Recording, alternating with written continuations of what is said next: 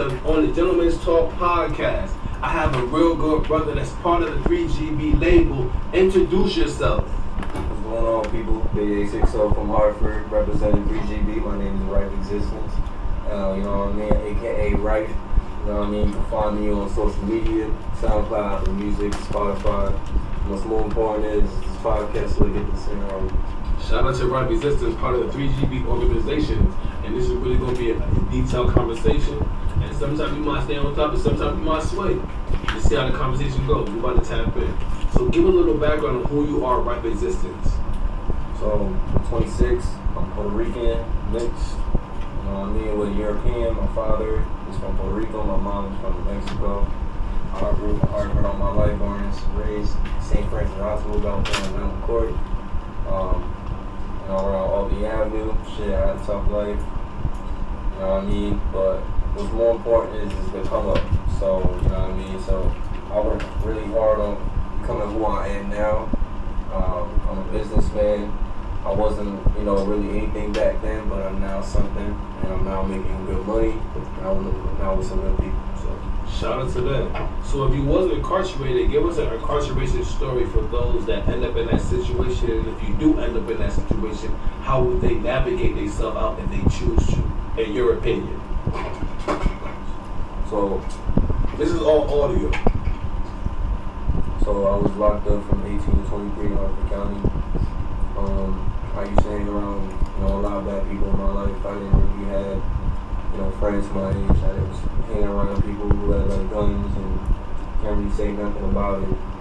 But from 18 to 23, I was locked up and I was around people who was like murderers, you know what I mean, pedophiles, rapists, you can name it, like people who were like crazy, you know what I mean. Some people weren't, you know, some people were chill.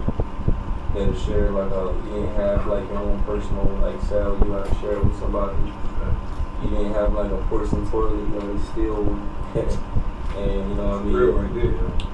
So it's like I had a good portion of my life, especially in my early 20s, not being able to like go out to a bar and enjoy, or not be able to use a license and go get my first drink at 23 because I was locked up. That kind of like tore me apart. I missed a lot of birthdays, a lot of family funerals,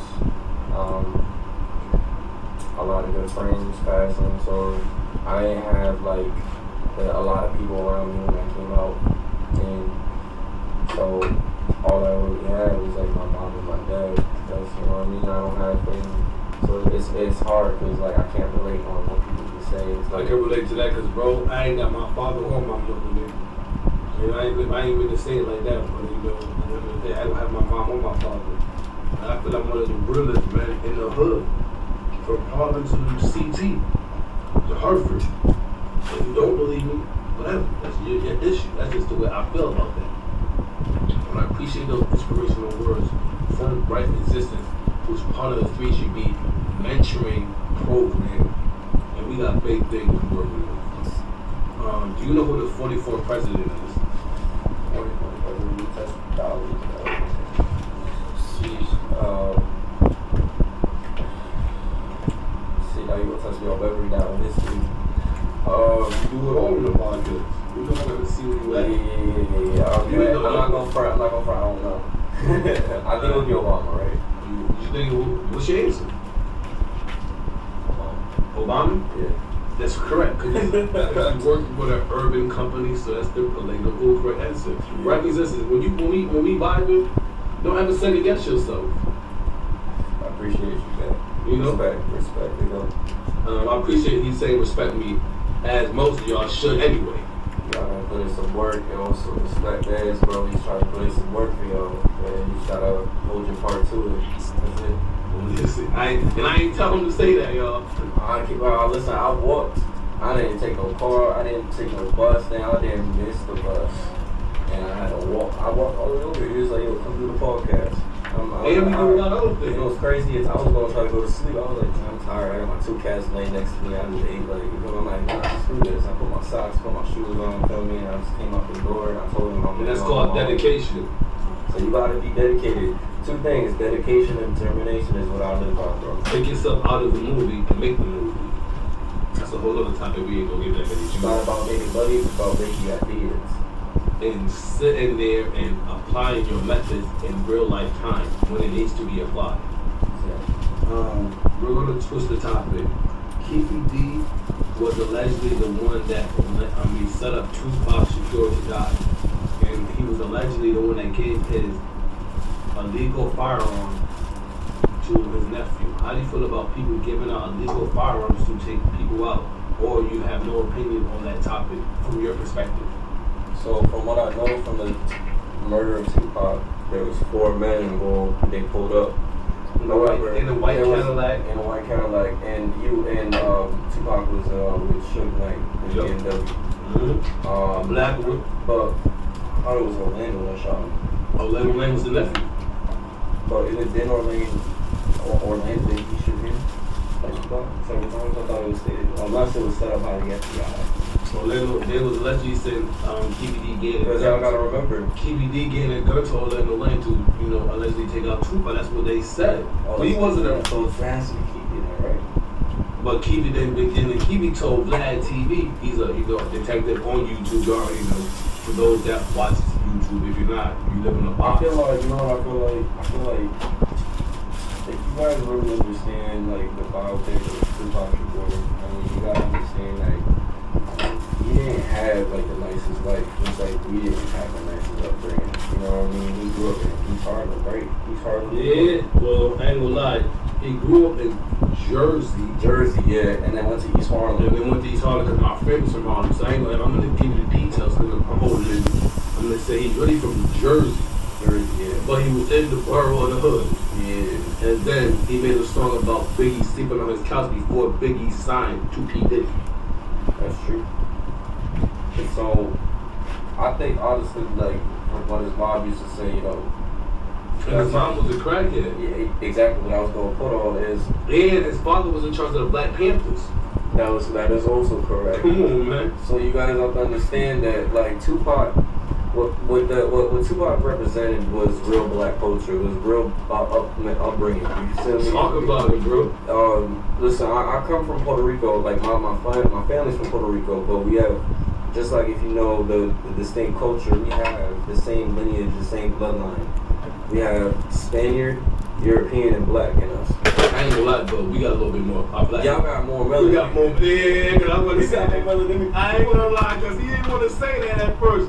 I'm happy that as he being around me, he feels the aura. I was going to speak to the words. We do got more melanin in us. Because we are the originals. Yeah. No disrespect to other nationalities. Yeah. No disrespect to Jamaicans because y'all want to be like blacks too. No, just because y'all do. Y'all see our swag. I see our body type. Not niggas light skinned niggas. Light skinned niggas try to be like black people too. Low key. Because we have the swag. I'm not gonna lie, I used to be on that shit. I'm lying? No, you're not lying. Okay. I'm telling the truth. See it.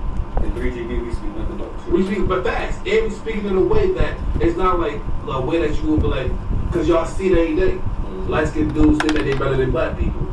Black dudes think that, we not the best, but we think that we are at the head of the food chain because we are the originals. They enslaved us. It's like, if we go deep into its history, the blacks were the slaves. Even though other races must have said, it's not saying that nobody, because we're all in a box now because of the government. But at the end of the day, you still got to give your narrative. No, yeah, exactly. I think that, coming from especially my heritage, my ancestry, I just know that my original ancestry, especially my father's lineage, my dad's originally his birth certificate doesn't say Puerto Rican. This is easier, which is direct Native American before it became Spanish. So my dad's actually from a tribe, and that would make me from a tribe. So that's what I'm saying. I know from culture. Find out that casino owe you some money. Let me find out I'm owed a plot of land. Actually, you know what's crazy? Is I'm gonna blow your minds, right? Talking about history now. From my mom's side, I know that my mom's mother, her middle name is De Leon, which is actually a direct lineage from a man named Ponce de Leon that was a Spanish conquistador that came to Americas before it was called Americas on the second voyage with Christopher Columbus, by the way. Oh, okay. But that was your family? Ponce de Leon. He was a terrible man, but he's actually the person who Is that part of your bloodline? Like my mom's bloodline, yeah. Oh wow. So he actually. This is all live, bro. I'm being honest with you. Well, he's bringing I'm bringing this to y'all live. He said that's part of his bloodline. I'm here making sure y'all know he said it. This is Rife sisters. So it's like, from what I know, is like he came from Spain. You know what I mean? He came with second voyager with Christopher Columbus, and he sailed to Americas before it was called Americas. And obviously you know the story with Christopher Columbus enslaving, having slaves and doing all sorts of crazy stuff. That's what also my ancestor did. But what he also did was he was trying to find the fountain of youth, which is what eternally we call the Holy Grail, which was like something that was supposed to make him immortal. However, he didn't find it. But the funny thing is that he actually was the first person to come to actual Florida, right? Before it was called Florida, and he was the first person named Florida. And it wasn't even called Florida back then, it was called Florida. That's how you're supposed to say it, because Florida is in Spanish. Give me your game too. So, Miami, come on now, like, y'all gotta really do y'all research, you know what I mean? Like, a lot of people are uneducated, right? So it's like, he became the first governor of Florida. Y'all can do your research. And he's also the first governor of Puerto Rico. But let me know that I'm supposed to be the Prince of Florida. Let me find out that I'm supposed to be owning the kingdom of Florida. Like I said, sometimes you might sway, but it's all still part of the conversation. P. Diddy said in 1996, 1997, he does not care if Big or Tupac died. If you're a fan of either one of those genres of music or just in general of the swag, how do you feel about P. Diddy saying that if one of those people actually made him rich? In your perspective, in your opinion? I think P. Diddy was like a real messed up individual. I think he didn't if you're trying to make a brand, first of all, I think as an artist perspective, and I do create music, I do create beats, I do a lot of things as well. But I don't think from his perspective, I don't think he was really trying to grow an artist. He was more so trying to use an artist. And so when you try to use an artist, you don't care about an artist. What makes you think that you'll be able to have What makes you think you'll be able to What makes you think you'll be able to What makes you think you're gonna run a business? I lost train of thought. What makes you think you're gonna run a business if you don't care about somebody? You gotta care about that person in order to build a successful business company with them. So what led to him saying he don't care about Biggie or Tupac? I mean, I understand the whole Tupac situation, right? Because Tupac, he didn't care about Diddy in the first place. He knew Diddy was on. But I ain't gonna lie, Diddy wanted to sign Big Tupac back in the day before he got locked up for the sexual offense he did by chilling with the wrong niggas. And somebody said that Pop raped the girl, and I don't even believe Pop raped the girl. This is all audio. And then a lot of people don't know Tupac got raped by niggas in jail. I don't think people really realize that a lot. As an artist, you gotta understand, especially I don't know what Tupac went through directly. We know stories about what actually happened. All I know is that the horrible things that he had to go through, especially during his time, especially with the police back then, it wasn't really fair, and it still isn't fair now. So it's with the whole Diddy situation and all that, I think it's messed up on his behalf. I think that Diddy should have been long been canceled. And I think that with a man who has enough power and enough money, who can do whatever he wants to people and get away with it, and there's no way to do anything about it. And then most of the people in that situation, they all dead, so that's why then they go to jail. I mean, look at this, for example, right? I'm gonna be honest with y'all. Talk about it. So before you tap into that, because you are signed to 3GB mentorship and label, what made you want to sign to 3GB mentorship and label? If I can just add that to the conversation. On top of whatever else you about to say, because the world wants to know, and as me being a businessman and an entrepreneur, I want to know as a man. I think they gotta have really good faith. I think you gotta be able to understand the vision too. I thought that was my phone, but the girls be calling me. I'm playing. So, yeah. But, we working. well, you know what I'm saying? I think with 3GB, man, I think y'all need to really understand it's not just a mentorship program. It's not just the business. It's about building a bond with all of us to create a family that's going to be strong from the very beginning all the way to the end, as long as life takes it. I think that it's important that time is super important. The time that he's given me to do this podcast with him is super important because that's his time on earth, just like it's my time on earth just to come over here and do this podcast with y'all and with him. So I think that y'all just gotta look at it from a deeper perspective. Y'all just gotta understand that like everything is a process. I've been making music since 2016 and shit, I have like a fan base. I have like 10.5K. And nobody signed you, so you went across your brother like myself. And what's crazy is I refuse to sign anybody. Refuse to sign anybody, bro. And it's like now that I'm with him, bro, and I signed with him, that should really tell y'all something.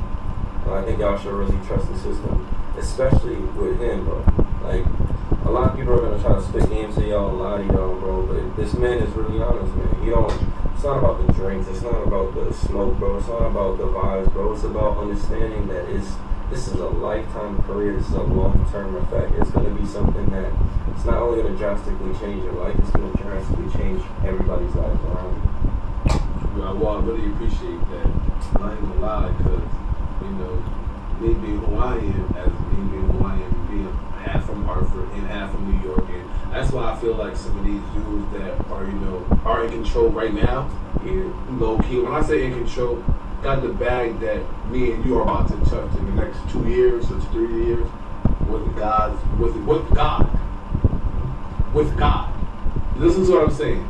The bag that y'all niggas flaunt, probably spend on my wife, that she gives me y'all money for municipal purposes, for me to build the organization, because I know y'all do bag or holler, so we gonna keep it funky. We know niggas holler at my wife. We know I'm a dog. So if you gonna put it all out there, I'm gonna tell the truth. Old niggas, old gangsters that been getting money for years, new young boys that think that they swag is better than mine.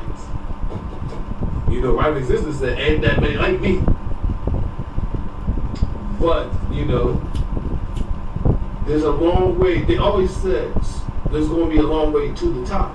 But I always was taught slow and steady wins the race. You got to win the race no matter what. So listen to what I was taught. I was like, there's people at the top, but I was always taught slow and steady wins the race. So like real quick, I really wanna ask, right? Talk to me. Let me ask y'all, like him, and I wanna ask y'all's perspective. I'm gonna answer it right after, right? What do you think if you ran a race, right? Is second place really winning? In my opinion, no. But if you rerun that race at another occasion, and you learn how to win and beat the number one, then you're a winner, in my perspective. So this is how I see life, and this is how I'm gonna see 3GB, and that's how I see life. Like I said, I'm gonna see how 3GB is, right? We are number one. We are first place. That means that we're ahead already. Y'all, like, you know what I mean? People who are not with us are in second place. You're not winning. You're not winning. You comfortable with a silver trophy, or do you want a gold one? We want it all. Listen to what I said. Everybody that's part of our, we want it all. We want it all.